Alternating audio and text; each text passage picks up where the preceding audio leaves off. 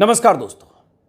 क्या हरियाणा के नूंह और मेवात इलाके में एक बार फिर से दो समुदायों के बीच तनाव पैदा करने की कोई पटकथा लिखी जा रही है? क्या हरियाणा के उन दंगा पीड़ित इलाकों में जहां भड़की हिंसा में 7 हत्याएं हो गई, दर्जनों घरों, दुकानों, मकानों को फूंक दिया गया, 100 से ज्यादा गाड़ियां आग के हवाले हो गई, वहां स्थितियां अगर कुछ पहले से बेहतर हो रही है तो क्या एक बार फिर से वहां माहौल खराब करने की कोई साजिश रची जा रही है? क्या एक बार फिर से उस इलाके में लोगों को उकसाने के लिए कोई ऐसी जमीन तैयार की जा रही है ताकि आने वाले दिनों में एक बार फिर से हिंसक स्थिति पैदा हो जाए? ऐसा मैं क्यों कह रहा हूं? इसलिए कह रहा हूं कि आज के अखबारों में छपी सुर्खियां, आज के अखबारों की हेडलाइन और कल हरियाणा के पलवल जिले में हुई महापंचायत, उस महापंचायत से निकली खबर कुछ बेचैनी पैदा करती है। वो खबर इस बात की तस्दीक करती है कि कुछ लोग हैं जो तनाव पैदा करना चाहते हैं, कुछ लोग हैं जो सरकार और प्रशासन को ठेंगे पर रखकर तमाम तरह की चुनौतियां दे रहे हैं, ललकार रहे हैं और ये कह रहे हैं कि रोक सको तो रोक लो, हम तो वही करेंगे जो हम चाहेंगे। कुछ लोग हैं जो ऐसे पंचायतों के मंचों से उत्तेजक भाषण दे रहे हैं, जहरीले बयान दे रहे हैं और उकसावे वाले बयान देकर माहौल खराब करने की कोशिश कर रहे हैं। आज के अखबारों की सुर्खियां आपके स्क्रीन पर है।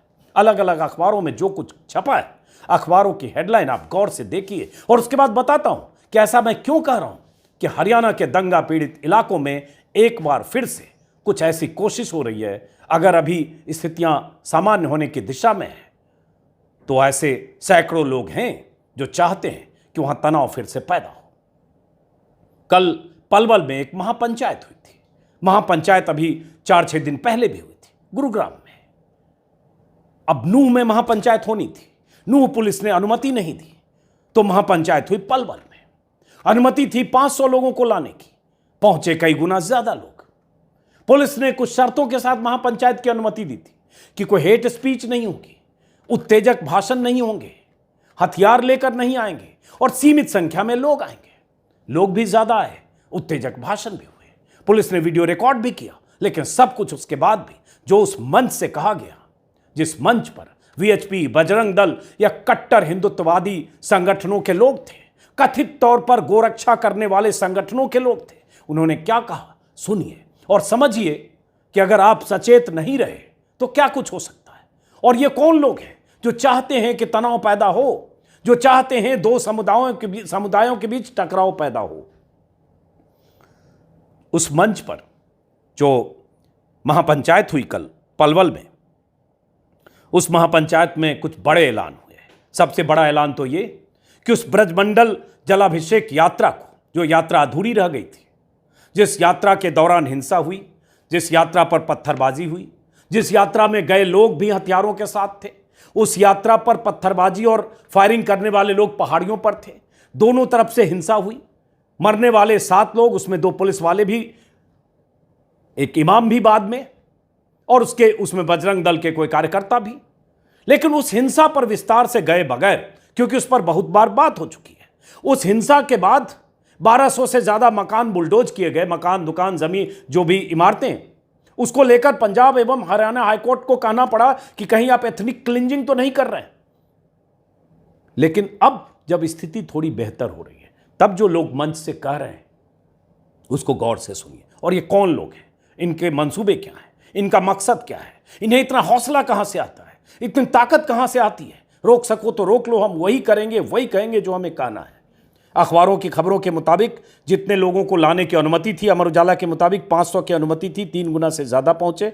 अखबारों ने छापा है कि नफरती भाषण को लेकर चेतावनी के बावजूद कुछ लोगों ने आपत्तिजनक भाषण दिए। यह अमर उजाला में है, ऐसे ही टाइम्स ऑफ इंडिया में खबर है, इंडियन एक्सप्रेस में है, नवभारत टाइम्स में है। भड़काऊ बातें उठी, बंदिशों के बावजूद महापंचायत में तय सीमा से ज्यादा लोग पहुंचे और भड़काऊ बातें कही गई। ये सारे अखबारों की सुर्खियां हैं।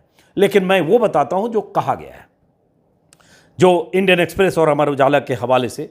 इंडियन एक्सप्रेस में खबर है, आज़ाद सिंह आर्या नाम का एक शख्स जो खुद को गोरक्षा दल का नेता या जो भी कहता है, उसने कहा मंच से कि सभी को राइफल खरीदनी चाहिए, रिवॉल्वर नहीं। अंग्रेजी है, उसका हिंदी तर्जुमा बता रहा हूं। क्यों? क्योंकि रिवॉल्वर दूर तक शूट नहीं करता है, मैं युवाओं से कहता हूं अपने खून को गर्म रखें। अगर मंच से, हिंदुत्ववादी संगठनों के मंच से कोई पंचायत हो उन इलाकों में जहां तनाव पहले से है, और उसके बाद कहा जाए कि आप राइफल खरीदिए, राइफल के लाइसेंस लीजिए, कहा जाए कि 100 से ज्यादा राइफल मेवात के लोगों को खरीदनी चाहिए, कहा जाए कि रिवॉल्वर मत खरीदो या रिवॉल्वर मत रखो, उसकी रेंज कम होती है, राइफल रखो ताकि ज्यादा दूर तक किया जा सके, कहा जाए कि युवाओं से कि अपने खून को गर्म रखो, तो मकसद क्या है? क्या चाहते हैं ये लोग? पुलिस प्रशासन का काम है कि अगर कानून व्यवस्था खराब हो रही है तो उस पर नियंत्रण करना, लेकिन ऐसे लोग किसी मंच पर तब जुटते हैं जब तनावपूर्ण माहौल है, जब सुप्रीम कोर्ट तक ने कह दिया कि हेट स्पीच पर नियंत्रण रखिए, जब पुलिस ने अनुमति नहीं दी नूह में ऐसी पंचायत की, तो पंचायत हो गई पड़ोसी जिले पलवल में, और वहां वही सब लोग जुटे जो अभी 5-6 दिन पहले थे गुरुग्राम में, और वहां भी ऐलान किया था कि मुसलमानों का सामूहिक बहिष्कार करो, आर्थिक सामाजिक बहिष्कार करो, सबक सिखाओ जैसी बातें की गई, और वही बातें यहां मंच पर हो रही। यहां तो साफ साफ कहा जा रहा राइफल खरीदो, रिवॉल्वर से काम नहीं चलेगा। युवाओं को कहा जा रहा अपने खून गर्म रखो। क्यों? क्या मकसद है? क्या तैयारी हो रही है? और उसके बाद आप कहते हैं आप धार्मिक यात्रा निकालना चाहते हैं। ब्रजमंडल यात्रा को लेकर कहा जा रहा है कि हम 28 को पूरी करेंगे क्योंकि तब अधूरी थी। खबर यह भी है, किसी अखबार में देख रहा हूं नवभारत टाइम्स में, कि हरियाणा के सीएम ने कहा है मंजूरी मांगेंगे तो विचार होगा। आगे इसी में क्या कहा है उसी सज्जन ने, जिनका नाम आजाद सिंह आर्या लिखा है, इंडियन एक्सप्रेस ने, अमर उजाला ने उनका नाम लिखा है आचार्य आजाद शास्त्री, नाम जो भी हो। उन्होंने कहा मैं पीएम मोदी से कहता हूं खट्टर को हटाकर योगी जैसा सीएम क्यों नहीं देते।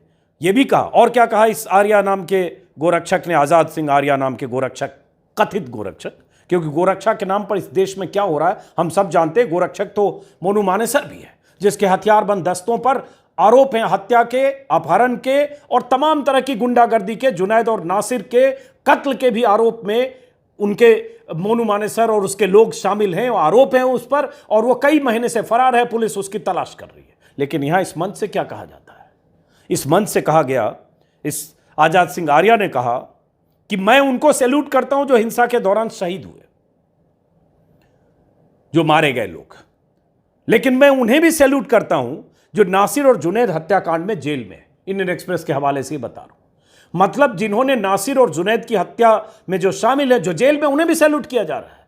जुनैद और नासिर राजस्थान का रहने वाला, जो जिसकी लाश बरामद हुई एक बलेरो जीप में, जली हुई, एकदम जली हुई लाश, जिसके बारे में कहा जा रहा है कि उसे पकड़ा गया, अपहरण किया गया, मारा पीटा गया और उसके बाद जिंदा जला दिया गया या मारने के बाद जला दिया गया, जिसमें कुछ लोग पकड़े गए। मोनू मानेसर पकड़ा नहीं गया है। हरियाणा पुलिस संरक्षण देती है, ऐसे आरोप है। राजस्थान पुलिस उसकी तलाश कर रही है, लेकिन उस तलाश में कितनी मुस्तैदी है वो भी एक अलग सवाल है। और वही मोनू मानेसर है जिसने ब्रजमंडल यात्रा के पहले एक वीडियो जारी करके कहा था, 31 अक्टूबर की यात्रा के पहले 1 या 2 दिन पहले, कि हम आने वाले हैं उस इलाके में पूरी टीम के साथ, बिट्टू बजरंगी नाम का भी एक शख्स। और उसके बाद तनाव हुआ और उस उत्तेजना फैली, उसके बाद क्या कुछ हुआ इस पर बहुत कुछ लिखा बोला जा चुका है, पुलिस जांच कर रही है।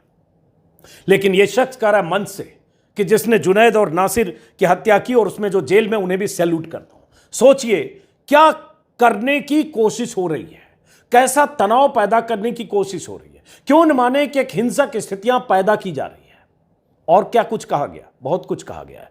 अमर उजाला में ही इसी शास्त्री के हवाले से कहा गया है कि करो या मरो की नौबत है, हमें जल्द से जल्द मेवात में 100 हथियारों के लाइसेंस की जरूरत है। क्या करेंगे लाइसेंस, हथियारों के लाइसेंस? इसलिए ताकि आप हिंसा में शरीक हो। और फिर पुलिस क्या करेगी? देश कानून से चलेगा, कायदे कानून पुलिस सिस्टम है कि हम हथियारबंद दस्ते बनाएंगे, प्राइवेट मिलिशिया, प्राइवेट आर्मी, यही तो एक तरह से कहा जा रहा है। राइफल का लाइसेंस मिलना चाहिए। यह भी कि गांधी की वजह से मेवात में मुस्लिम रह गए। समझ लीजिए निशाना क्या है। मेवात वो इलाका जहां 80-90% मुस्लिम है, कुछ कुछ इलाके में 90%, ऐसे एवरेज 80% से ज्यादा नूह में। और 47 में भी वहां दंगे नहीं हुए, 47 के बाद से आज तक नहीं हुए इस तरह की हिंसा जैसी अभी हुई। कहा जाता है कि जब भारत का बंटवारा होता, तकसीम हो रहा था मुल्क, तब भी वहां के मुसलमानों ने तय किया कि हम इसी देश में रहेंगे। उन्होंने पाकिस्तान जाना कबूल नहीं किया, उन्होंने इसी सरजमी को अपनी जमीन चुनी, यहीं इसी मिट्टी को अपनी मिट्टी माना। और उसके बाद आप कह रहे हैं मेवात में मुस्लिम गांधी की वजह से रह गए। ये वही मानसिकता के लोग हैं जो गांधी के हत्यारे गोडसे के पूजक हैं। इनके लिए गोडसे आदर्श है, इनके लिए गांधी इनके दुश्मन है ना प्रज्ञा सिंह ठाकुर, जो गोडसे को ज्यादा बड़ा देशभक्त मानती है गांधी के बरक्स, और है ना प्रधानमंत्री मोदी, जो प्रज्ञा सिंह ठाकुर के इस बयान पर कह चुके हैं मन से कभी माफ नहीं करूंगा, और उसके बाद उस माफी की क्या मतलब है दुनिया जानती है। और है ना प्रज्ञा सिंह ठाकुर जो कर्नाटक में कहती है कि चाकू छुरी तेज रखो हिंदू भाई बहनों, कब पता नहीं किसका गला काटना पड़ जाए। वही बात यहां कही जा रही है कि राइफल रिवॉल्वर से काम नहीं चलेगा, ज्यादा दूर तक शूट कर पाओगे। ऐसे लोग उस मंच पर थे। क्या यह हेट स्पीच नहीं है? क्या सुप्रीम कोर्ट के निर्देशों का उल्लंघन नहीं है? क्या ऐसे लोगों के खिलाफ मामले दर्ज नहीं होना चाहिए? क्या ऐसे लोग तनाव पैदा करने की कोशिश नहीं कर रहे हैं? क्या ऐसे लोग वहां के लोगों में या वहां के माहौल में उत्तेजना भरने की कोशिश नहीं कर रहे हैं? उसी में आगे ये भी है कि पलवल के एक पूर्व विधायक सुभाष चौधरी ने गुरुग्राम की पंचायत में जो इस तरह की अपीलें हुई थी मुसलमानों के सामाजिक आर्थिक बहिष्कार की और तमाम, उसमें कुछ के खिलाफ एफआईआर हुआ है, तो उन्होंने ललकारते हुए कहा कि पुलिस की इतनी हिम्मत कैसे हुई, पुलिस हमें रोक नहीं सकती। यहीं संजय सिंह बैठे हैं विधायक, हम उनसे कहते हैं केस खत्म कराएं, और यह भी मांग की गई कि नूह जिले को खत्म कर दिया जाए। टाइम्स ऑफ इंडिया में भी यह खबर है। टाइम्स ऑफ इंडिया के मुताबिक कुलभूषण भारद्वाज नाम के एक वकील ने किसी भी सूरत में 28 को हम यात्रा निकालेंगे ये ऐलान किया। हमें यात्रा निकालने के लिए किसी परमिशन की ज़रूरत नहीं, ये भी ऐलान किया। हमें अपनी धर्म की रक्षा के लिए जो करना होगा, चाहे जो हो जाए, हम करेंगे। तो यात्रा का ऐलान ये लोग कर चुके हैं। अब उस यात्रा के ऐलान का मकसद, और उस यात्रा में, पिछली यात्रा में 31 जुलाई की यात्रा में हथियारबंद लोग थे। ये बात गुरुग्राम के बीजेपी सांसद और मोदी सरकार में मंत्री राव इंद्रजीत सिंह कह चुके हैं कि धार्मिक यात्रा में हथियार लेकर जाने की जरूरत क्या थी। क्यों लोग यात्रा में हथियार लेकर गए थे? और मंदिर परिसर से फायरिंग की तस्वीरें हैं।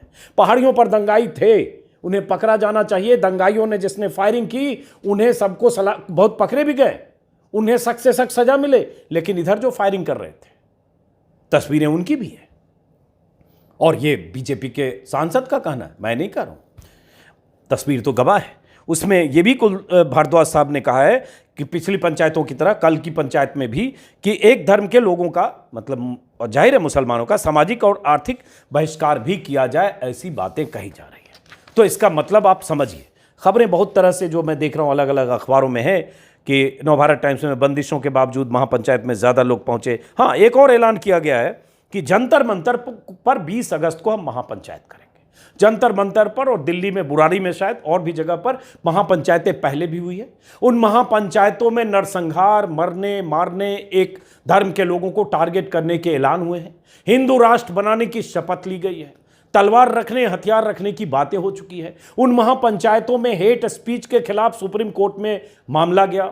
उन महापंचायत के आयोजकों को दिल्ली पुलिस ने बचाने की कोशिश की, 6 महीने तक एफआईआर नहीं की थी। जब तक सुप्रीम कोर्ट ने फटकार नहीं लगाई तब तक एफआईआर नहीं हुई। सुप्रीम कोर्ट बार बार दिल्ली पुलिस से तलब करता रहा पूरे मामले की, और दिल्ली पुलिस बचाने की कोशिश करती रही। आखिर में दिल्ली पुलिस ने माना कि हाँ, वहां हेट स्पीच हुई थी। अब ये फिर दिल्ली में जंतर मंतर पर महापंचायत करना चाह रहे हैं, और महापंचायत करके इसी तरह की बातें करेंगे। अब देखना होगा कि दिल्ली पुलिस इन्हें अनुमति देती है कि नहीं।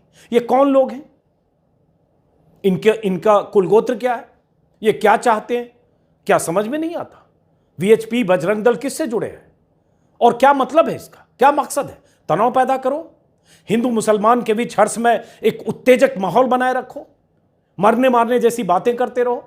सत्ता आपकी, सरकार आपकी, तभी तो कोई महापंचायत में चुनौती देता है कि इमाम की हत्या में जो लोग पकड़े गए वो सब बेकसूर है, उन्हें छोड़ दिया जाए, वरना 7 दिन में हम चक्का जाम करेंगे। अल्टीमेटम दिया गया था पीछे 5 दिन पहले गुरुग्राम में हुई पंचायत में। अल्टीमेटम सरकार को। इमाम की हत्या अपने आप, क्या इमाम ने खुदकुशी कर ली? एक मस्जिद में इमाम को पीट पीट कर मार दिया गया, 50, 60, 100 लोग मस्जिद में घुसे, तो इमाम ने खुदकुशी की? उसका भी तो कोई कातिल है। लेकिन अगर उसके कत्ल में कुछ लोग पकड़े गए तो कहा जा रहा है उन्हें छोड़ दो, वरना हम चक्का जाम करेंगे, आंदोलन करेंगे। इस तरह की बातें हो रही है। और उसके बाद जो बाद में कार्रवाई होती है, जब बुलडोजर चलते हैं, तो खबर आती है 1200 से ज्यादा घरों को, मकानों को, दुकानों को, इमारतों को या शोरूम को बुलडोज कर दिया गया। फिर खबर आती है कि 1208 या 48 जो बुलडोज किए गए, उसमें करीब करीब सभी मुस्लिम के घर, मकान, दुकान थे। और पंजाब हरियाणा हाईकोर्ट को कहना पड़ता है सरकार को नोटिस जारी करके कि कहीं आप एथनिक क्लिंजिंग तो नहीं कर रहे हैं, नस्लीय संहार तो नहीं कर रहे हैं, एक धर्म विशेष के लोगों के मकानों को, दुकानों को या उनके कंस्ट्रक्शन को आप कानून और व्यवस्था की आड़ लेकर बुलडोज तो नहीं कर रहे हैं। क्या बुलडोज करने से पहले तय कानूनी प्रक्रिया का पालन किया आपने? क्या उन्हें नोटिस दिया था? और अगर उनके मकान 6 साल 10 साल पुराने थे तो आज तक क्या हो रहा था? कहा गया कि नोटिस दिया गया, कुछ मिनट पहले दिया, क्या गया, चिपका दिया और बुलडोजर लेकर आए, गिरा दिया 6 साल 8 साल पुरानी इमारतें। उसमें से कुछ कहा गया रजिस्टर्ड भी थी। इस पर वीडियो में पहले भी बात कर चुका हूं। ये तो पंजाब हरियाणा हाईकोर्ट का ये कहना, सरकार से पूछना कि कहीं आप एथनिक क्लिंजिंग तो नहीं कर रहे हैं, नस्लीय जातीय संहार तो नहीं कर रहे, मामूली बात नहीं है। सरकार ने, अलग बात है कि बेंच बदल गई, 11 अगस्त को सुनवाई थी, परसों सरकार की तरफ से कह दिया गया कि नहीं ऐसी कोई बात नहीं है। वो बेंच, जिस बेंच ने ये कहा था, अब दूसरी बेंच में सुनवाई हुई। तो क्या हो रहा है? ये एक तरफ तनाव का माहौल, एक तरफ सरकार का आरोप कि एक पक्ष को आप टारगेट कर रहे हैं, सिर्फ एक पक्ष में दंगाई तलाश रहे हैं, दूसरा पक्ष जो हथियारबंद दस्ते के साथ जो फायरिंग कर रहा था, जिन्होंने भगवा साफा पहन रखा था, जिनके वीडियो वायरल हैं, जो लगातार दुकानों को, मकानों पर हमले कर रहे थे, जो पत्थरबाजी कर रहे थे, जो जवाबी फायरिंग ही कर रहे थे, मान लो दौड़ा रहे थे, खदेड़ रहे थे, सब कुछ वीडियो है। उनमें से कोई पकड़ा नहीं जा रहा या उनके घरों को बुलडोज नहीं किया गया। वो स्थिति अभी सामान्य सहज हुई नहीं है, थोड़ी पहले से बेहतर हुई है, क्योंकि हिंसा नहीं हुई उसके बाद। और अब ये कहा जा रहा है कि फिर हम वैसे ही करेंगे, ऐसे लाओ, हथियार लाओ, राइफल लाओ, रिवॉल्वर नहीं राइफल लाओ, करो या मरो की नौबत है। क्या करो और मरो की नौबत है? फिर कानून व्यवस्था का क्या मतलब है? फिर सरकार का क्या मतलब है? फिर पुलिस का मतलब क्या है? फिर जिला प्रशासन का क्या मतलब है? सब अगर ऐसे ही तय करना है, लठ ऐसे ही बजानी है, बंदूक ऐसे ही चलाना है, राइफल खरीदने का ऐलान ऐसे ही करना है, सब मंच से करना है, तो फिर सरकार का क्या मतलब है? क्या मान लिया जाए ऐसी लॉलेसनेस सोसाइटी या समाज को हमें तैयार करना है और ऐसी स्थिति बना देनी है? और ये डराना चेताना किसको है? आप अगर कहते हैं नूह जिले का अस्तित्व नूह जिला ही खत्म कर देना चाहिए, ये भी मैंने कहीं पढ़ा। ये कौन लोग हैं? क्या मकसद है? सबका कुल गोत्र एक है। दिल्ली में प्रवेश वर्मा उठता है और किसी घटना के बाद कहीं भाषण में कहता है मुसलमानों का सामाजिक बहिष्कार कर दो, आर्थिक बहिष्कार कर दो। यहां भी 50 पंचायतों ने अभी फरमान जारी कर दिया था कि जो भीख मांगने वाले भी, फेरी खोमचे वाले भी, मुस्लिम को आने मत दो। बाद में पता चला कि वो फरमान वापस लिया गया क्योंकि जिला प्रशासन ने, एसडीएम ने नोटिस दिया। पंचायतों की तरफ से फरमान, गांव में नो एंट्री। ये तनाव पैदा करके इसका सियासी फायदा किसको मिलेगा? इस ध्रुवीकरण का फायदा किसको मिलेगा? कौन फायदा लेना चाहता है? कौन इसका बेनिफिशियरी होगा? और चुनाव है, बार बार कहता हूं, 4 महीने बाद विधानसभाओं के चुनाव और उसके बाद 8 महीने बाद लोकसभा का चुनाव। और यह सब दिल्ली से 100 किलोमीटर के रेडियस में हो रहा है। सरकार, यहां प्रधानमंत्री मोदी और अमित शाह बैठे हैं। एक कॉल काफी है खट्टर सरकार को कि खबरदार, जो इस तरह के तनावपूर्ण माहौल बनाए जा रहे हैं। क्यों चाहते नहीं है प्रधानमंत्री मोदी और अमित शाह कि ऐसे जो तत्व हैं, ऐसी जो ताकतें हैं, जो मन से ऐसे ऐलान करते हैं, उन पर नियंत्रण रखा जाए, उनको काबू में रखो? क्यों नहीं चाहते हैं? क्या उनके चाहने के बाद भी ये ऐसी महापंचायतें होती रहेगी? क्या अगर अमित शाह और मोदी नहीं चाहेंगे तो भी ऐसी पंचायतें होगी? और जो अखबारों की सुर्खियां आज मेरे पास है, जो अखबार मुझे यहां दिख रहा है, Hindustan Times, hate speech, call to arms at Nuh mahapanchayat, panchayat का ऐलान। नूह में फिर होगी ब्रजमंडल यात्रा। ब्रजमंडल यात्रा 28 को निकलेगी। 4 राज्यों के लोग हुए शामिल। नूह हिंसा पर महापंचायत उत्तेजक भाषण। 28 को फिर यात्रा निकलेगी। अनुमति 500 की पहुंचे 3 गुना ज्यादा।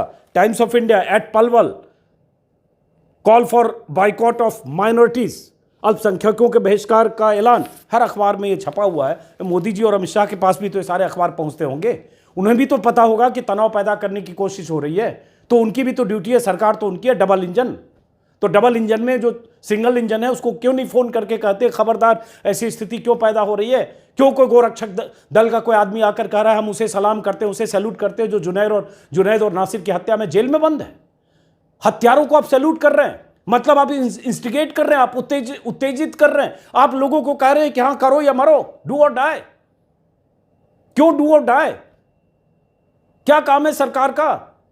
यह सवाल कौन पूछेगा? और ऐसे सवाल अगर हम लोग पूछेंगे तो हम सरकार विरोधी, हम हिंदू विरोधी, हम सनातन विरोधी। अरे सरकार और सिस्टम का जो काम है वो करे। देश संविधान से चलेगा, इस तरह के कट्टरपंथ और इस तरह के भाषण और इस तरह के नारों से नहीं। बार बार, एक बार नहीं 1000 बार कहता हूं, कि देश जितना हिंदुओं का है, उतना मुसलमानों का है, उतना सिखों का है, उतना ईसाइयों का भी है। जो दंगा करे उसे सलाखों के पीछे भेजो ना। कोई भी दंगाई हो, हिंदू हो, मुसलमान हो, कोई भी हो, लेकिन दंगाइयों में भी आप सेलेक्टिव होते हैं। बुलडोजर आपका एक तरफ रुख करता है, एक धर्म के लोगों के घरों मकानों पर बुलडोजर चलता है, दूसरी तरफ के लोग आपको चेतावनी देते हैं, अल्टीमेटम देते हैं, खबरदार अगर इमाम के हत्यारों को छोड़ा नहीं तो। बहरहाल फिलहाल इस वीडियो को खत्म करते हैं दोस्तों। हमें पता है कि देश में ऐसी स्थितियां पैदा करने की कोशिश लगातार हो रही है, होती है, और चूंकि चुनावी मौसम जब आता है, चुनावी मौसम में कुछ ज़्यादा होती है। एसपी का बयान है इसी में कि जिला पुलिस के अधीक्षक लोकेंद्र सिंह ने कहा, महापंचायत के दौरान पूरी तरह शांति रही, पुलिस द्वारा सुरक्षा के पुख्ता इंतजाम किए गए थे, हथियार और लाठियाँ ले जाने पर रोक लगाई गई थी। तो हथियार और लाठियाँ ले जाने पर रोक लगाई गई थी, तो ऐलान ही कर दिया 100 राइफल के लाइसेंस दो, और कहा गया इतने लाइसेंस मिलने चाहिए। ये भी कि पुलिस को ललकारा भी गया, पुलिस हमें रोक नहीं सकती। पुलिस की इतनी हिम्मत कैसे हुई कि महापंचायत के आयोजकों के खिलाफ गिरफ्तारी हो गई, उन्हें गिरफ्तार कैसे कर लिया, उनके केस खत्म कराओ। तो ये सारी बातें हुई। धर्म की रक्षा के लिए हम जो भी होगा करेंगे। इन सब बातों के बीच सुप्रीम कोर्ट की बार बार की नसीहत, फैसला, वार्निंग कि हेट स्पीच के मामले में राज्य सरकारें स्वतः संज्ञान लेकर कार्रवाई करें। उम्मीद है कि इन खबरों से में जो नाम आए हैं, जो हेट स्पीच की कैटेगरी में है, उनके खिलाफ फिर से मामला दर्ज हो। पुलिस तय करे कि क्या ऐसी हेट स्पीच की धाराएं इन पर लग सकती है या नहीं, जो सामूहिक बहिष्कार की या इस तरह से डू और डाई, करो और मरो जैसी बातें करते हैं। और आप एक नागरिक के तौर पर मेवात और नूह के अगर हैं, मुस्लिम समुदाय के हैं, तो भी आप किसी भी उत्तेजक बयानों की जद में मत आइए।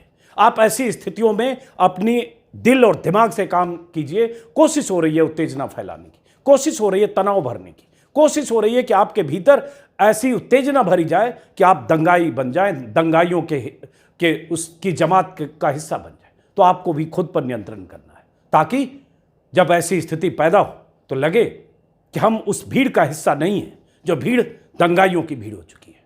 फिलहाल इस वीडियो को खत्म करते हैं। उम्मीद पर दुनिया कायम है कि आज न कल स्थितियां कुछ बेहतर होंगी। नमस्कार।